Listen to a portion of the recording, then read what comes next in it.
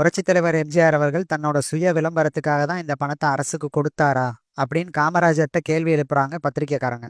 உடனே காமராஜருக்கு சரியான கோவம், பொறிஞ்சு தள்ளிட்டாரு. சும்மா இருங்கிறேன், நீ எவ்வளோ கொடுத்த, எப்போ கொடுத்த, கொடுப்பியோ மாட்டியோ, கொடுக்குறவங்களையும் சும்மா ஏன் கிண்டல் பண்ணணும். நேரு ரேடியோவில் பேச போறாரு, காமராஜர் ரயிலில் போவார். முதல்லே கொடுக்கணும்னு பிளான் போட்டாரா என்ன? எப்படி முடியுங்கிறேன். ரயில்வே ஸ்டேஷனில் எம்ஜிஆர் கொடுத்த செக்கை வாங்கியது நானே பிரமிச்சு போயிட்டேன். உடனே பேப்பருக்கும் செய்தி கொடுக்க சொன்னது நான் தான் அப்படின்னு பொறிஞ்சு தள்ளிட்டாரு காமராஜர். 1962 இந்தியாவுக்கும் சீனாவுக்கும் போர். மக்கள் யுத்த நிதி அரசுக்கு அளிக்கணும்னு ரேடியோவில் நேரு சொல்றாரு. இந்தியாவிலேயே ஆளா ஓடோடி வந்து 75,000 ரூபாய் யுத்த நிதி கொடுத்தார் எம்ஜிஆர்.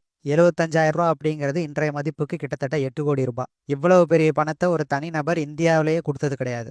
அதுவும் நேருவோட பேச்சை கேட்ட உடனே இதை செய்யணும் அப்படின்னு காமராஜரை பக்கம் ஓடுறாரு. ஆனால் காமராஜர் வெளியூர் பயணம் பண்ணுறதுக்காக ரயில்வே ஸ்டேஷன் போயிட்டாரு. உடனே ரயில்வே ஸ்டேஷனுக்கு போய் காமராஜரை பார்த்து அவர் கையில் அந்த செக்கை கொடுத்ததுக்கு அப்புறம் தான் எம்ஜிஆருக்கு மன நிம்மதி.